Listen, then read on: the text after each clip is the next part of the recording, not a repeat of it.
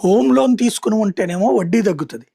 అలా కాకుండా మనం ఫిక్స్డ్ డిపాజిట్ చేస్తే మనకొచ్చే వడ్డీ తగ్గుతుంది. ఎందుకంటే తాజాగా రెపో రేట్‌ని 25 బేసిస్ పాయింట్లు తగ్గించింది మన రిజర్వ్ బ్యాంక్.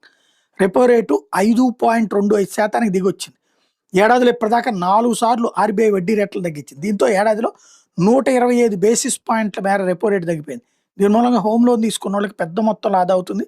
ఆర్‌బీఐ 100 బేసిస్ పాయింట్ల రెపో రేట్‌ని తగ్గించడం మీద వడ్డీ ప్రయోజనాన్ని ఇప్పటికే బ్యాంకులు ఆల్రెడీ రుణగ్రహీతలకి అంటే అప్పు తీసుకున్నోళ్ళకి బదిలీ చేసినాయి. తాజాగా మరో 25 బేసిస్ పాయింట్లు కూడా తగ్గించడంతో ఎక్స్టర్నల్ బెంచ్ మార్క్ లెండింగ్ రేట్‌తో ఈబీఎల్ఆర్‌తో ముడిపడిన గృహ రుణాల ఈఎంఐ భారం త్వరలో తగ్గబోతుంది.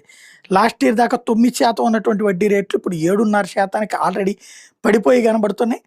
అదే సందర్భంలో ఏదైతే దీర్ఘకాలంలో పెద్ద మొత్తంలో వినియోగదారులకి ఆదా అవుతుంది అన్నటువంటిది లెక్క కడుతున్నారు. 25 బేసిస్ పాయింట్లు కూడా తగ్గించి